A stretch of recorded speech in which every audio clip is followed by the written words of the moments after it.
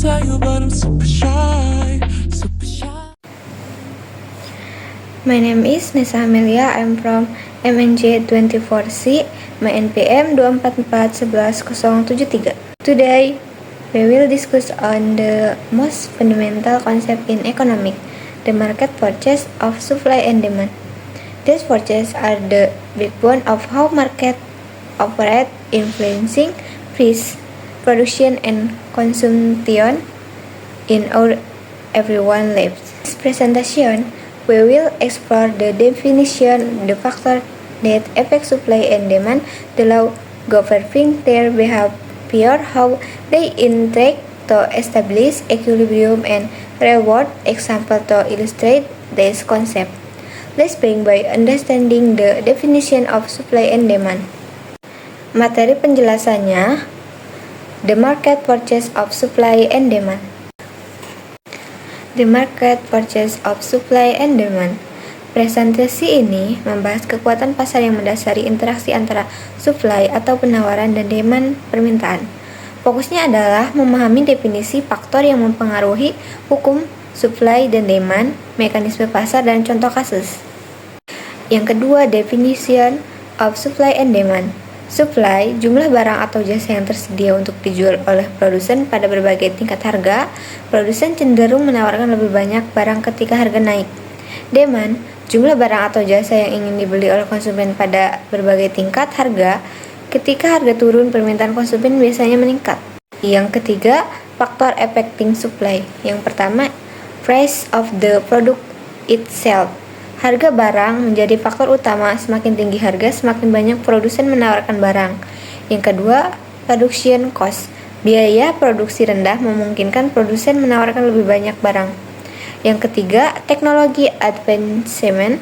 Teknologi baru meningkatkan efisiensi produk. Yang keempat, government policies.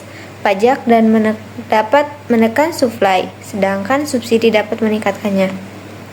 Yang kelima, producer expectation. Jika produsen memperkirakan harga akan naik di masa depan, mereka mungkin menahan supply. Yang keempat, faktor affecting demand. Yang pertama, consumer income. Pendapatan yang lebih tinggi memungkinkan konsumen membeli lebih banyak barang. Yang kedua, price of related good. Barang substitusi dan komplementer mempengaruhi permintaan. Contoh, jika harga kopi naik, permintaan teh sebagai substitusi bisa meningkat.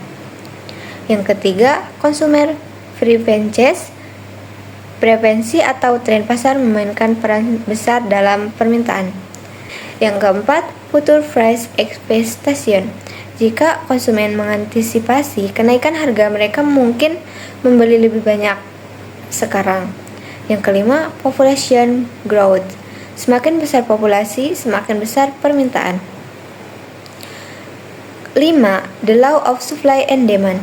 Law of demand, hubungan terbaik antara harga dan jumlah yang diminta. Ketika harga turun, permintaan naik dan sebaliknya.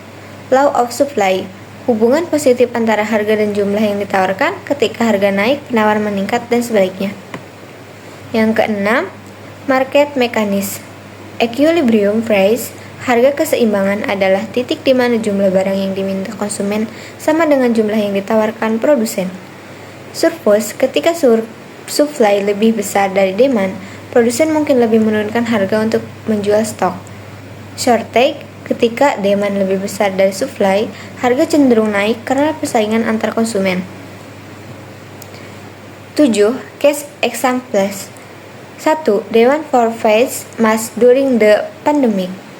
Peningkatan permintaan masker menyebabkan kenaikan harga karena konsumen bersedia membayar lebih untuk barang langka. Yang kedua, launch of a new smartphone.